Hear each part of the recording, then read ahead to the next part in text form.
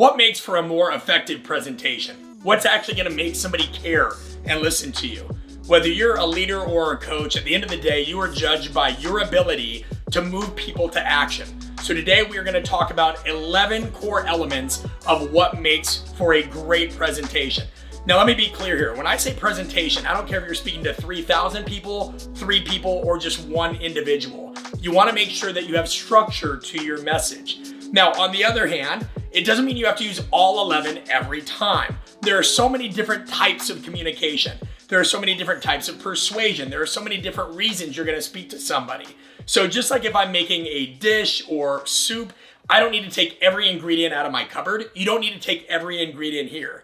But you better believe that these are common ingredients of what make for great talks. So if you've been thinking for a while, man, I have this idea for something I want to get off my chest. I want to share my story. I want to spread more value. And I think I have something I could present on. Weigh it up against these 11 elements. All right, we're going to get started.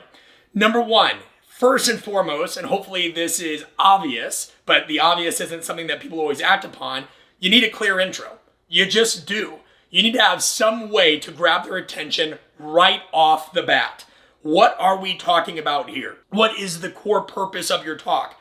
Remember, if somebody's giving you their time and attention, it is at the opportunity cost of something else. So I don't care if it's something as basic or banal as saying, thank you so much for coming out to our talk. Today, we're going to talk about 3 elements of trauma and how you can overcome it. It's even better, though, if you can add element number 2, a story.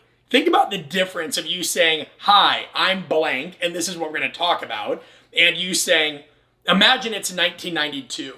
It's dark, it's just rained, and you feel the chill of winter on your shoulder. This was the description of the very night my life changed forever. Just think about that. Now, you don't have to be some crazy storyteller. You don't have to have a magic way with words. You just have to remember people want to be shown things, not just told things. They want to be spoken to, not talked at. So when you have an intro and you can envelop it in a story, it makes it even more impactful. So I've given you number 1 and number 2 in a neatly wrapped bow there. All right, number 3, go through your talk, especially if you script it out beforehand in Docs or Word or some other kind of word processor, and think, what are my key points? Now, you might not know yet, and that's why you're watching this video.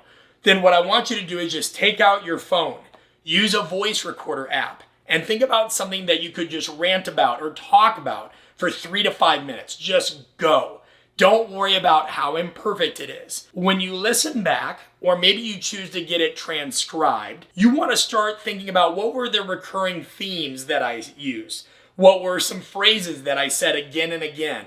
Where did I put more emphasis behind my words? Those are all possible key points. I'll give you an example. Somebody recently came to our speaker school workshop and they work with the military. Specifically, they work in a part of the military that is all centered around human performance. And their job is to make sure that members of this community stay healthy so that when they go downrange to do their job, they can perform at their highest level. And what they kept going back to is injury risk, well-being, and life after your time in service. Now, they talked about 30 other things as well, but those points continued to be hammered home.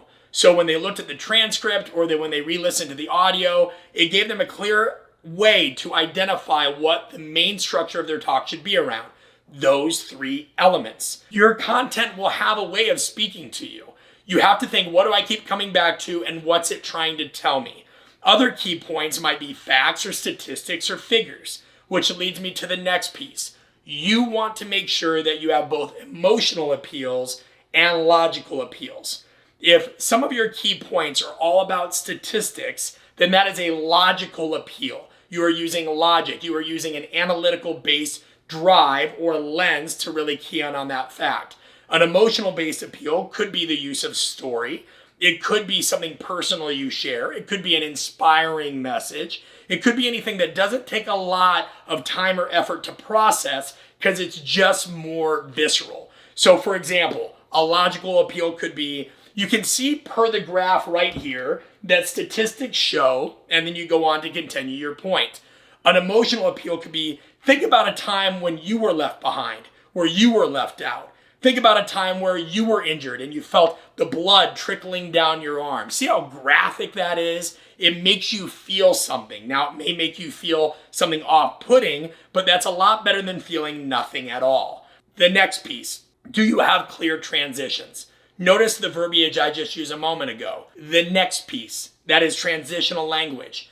I could also say, now let's move on to section 4. That's a clear transition. I could also look at the audience and say, now that we have a better understanding of macroeconomics, let's talk about personal finances. There's a clear transition. I'm ending one point, moving to the next. If I give an example that we do at speaker school again, I say, now we've talked about crafting your message. Let's discuss strategies for how to deliver it more effectively. We see that that is a clear transition. In your presentation, this might not be signified only by language, but just a slide.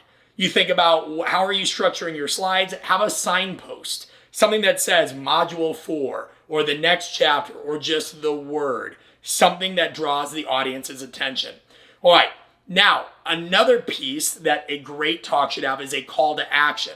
Remember, anytime you're trying to give a presentation, you should ask yourself, what am I trying to get the audience to think, feel, and do? Why should you be wondering that? Well, because hopefully there's a purpose to why you're speaking. You're trying to change a behavior, give somebody an idea, a thought, something that will improve their life or the way they do things. If you're up there just to talk or as a makeshift therapy session, you're going to be wasting everybody's time.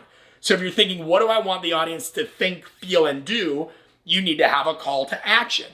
So it could be at the end of your talk where if you guys were moved by this message, please make sure to go to blank.org and give your donation today.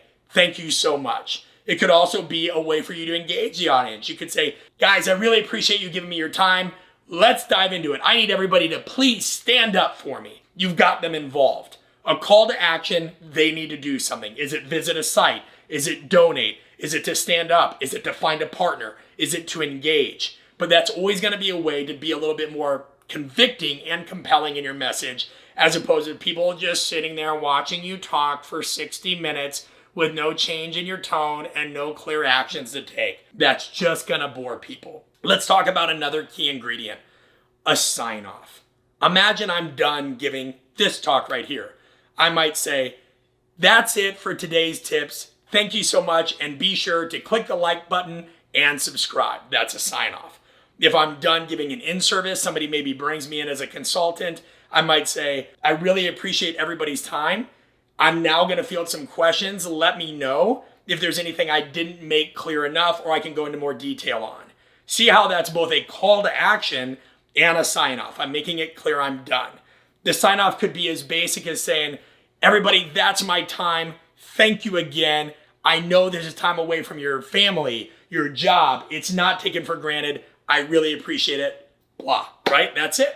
That's all you have to do. But it has to have something that signifies the end. People like having structure. They like the certainty of knowing what's coming next. Is there anything coming next? Now, let's talk about another piece here. And I think that this is something that oftentimes people don't utilize enough because they get so caught up trying to deliver information. And it really complements the storytelling piece. That is using a case study. For example, let's say you're a dietitian and you're sitting there telling everybody about the importance of having a colorful plate, eating a wide range of fruits and vegetables. Or you're trying to make the point that when it comes to what meats are the healthiest to eat, the less legs, the better. So fish is healthier than chicken, which might be healthier than beef, whatever your point might be. You want to think about a case study. If you just keep educating me again and again and again, as opposed to saying, take Raphael, for example, somebody that played in the NFL for 10 years. A typical diet looked like this, and then you might use a visual. After 3 years of nagging injuries and slow recovery times, and just by changing 3 things in his diet, he was able to do this. That is a clear case study. I've given you some examples here of somebody that attends our speaking school workshop, or I could give a case study of somebody that gave a really boring talk and they forgot to use these elements. And just by adding one element in, they were able to really allow their personality to come through. Case studies make things real for your audience. They teach them again, oh, you've given me some information. This is what it might look like in the absence of that information being used. How can I put 2 and 2 together? And that gives them an actual framework, and it helps you stand out as a presenter. Because if they don't know how to apply what you've taught, then you might as well have not gone there to begin with, and you're just another face in the crowd. All right, wrapping up the last few here on acknowledgement. This has to do with basic politeness, professionalism, and warmth. Saying thank you to the individual that invited you. Say, I just got introduced. Thank you so much, Mr. Robertson. I appreciate having the opportunity to be a part of this crowd. Thank you to the audience. I understand you've been here all day. I promise I'm going to get you engaged, and we're going to have some fun over the next 60 minutes. Thank you, or acknowledge something. Have some element of warmth about what you do. This is not your show. You're a guest of whoever invited you to speak. You're also not an expert unless people invite you into their lives as one. So thank you, right? These are big things that go a long way to helping you become a more memorable and impactful speaker. 2 more pieces. Self-disclosure. I just said you are not an expert until somebody invites you into their life as one. A big way to get invited into somebody's life is to be more relatable. A lot of times people that present make the mistake of trying to come off as almost impermeable. Like, I have everything figured out. I'm the expert. They're scared if they show or share any element of their personal life that somebody may not take them seriously. Now, this isn't the time to sit on Dr. Phil's couch or anything like that. But if you have a story or you have a relatable element that helps the audience understand, oh, this is why this person's here. This is why they're interested in that topic. It goes a long way.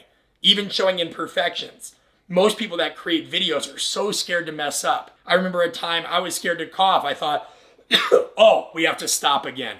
Guys, you're going to see people cough. You're going to see them clear their throat. You're going to see people make mistakes. When you show some of your scars, you'll find that more people actually find that to be endearing.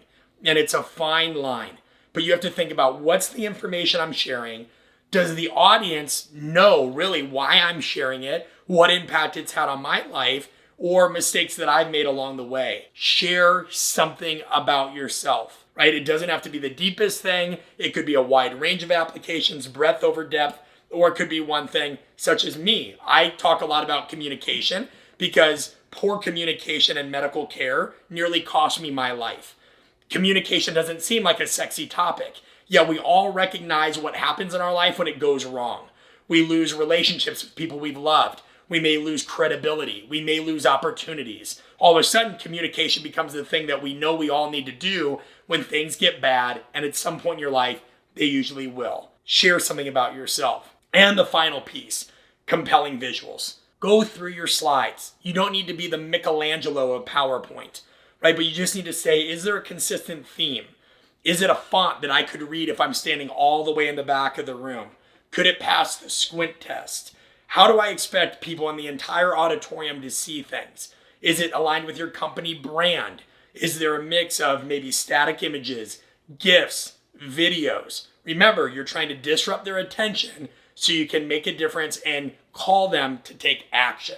Now remember, out of all these pieces, you do not need to use them all. I'll make sure I have a link in the bottom so you can download the visual and the checklist for yourself.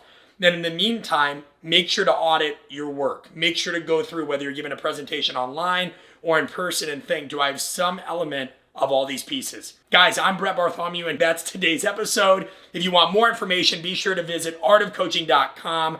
Click the links below for more resources, and we'll see you soon.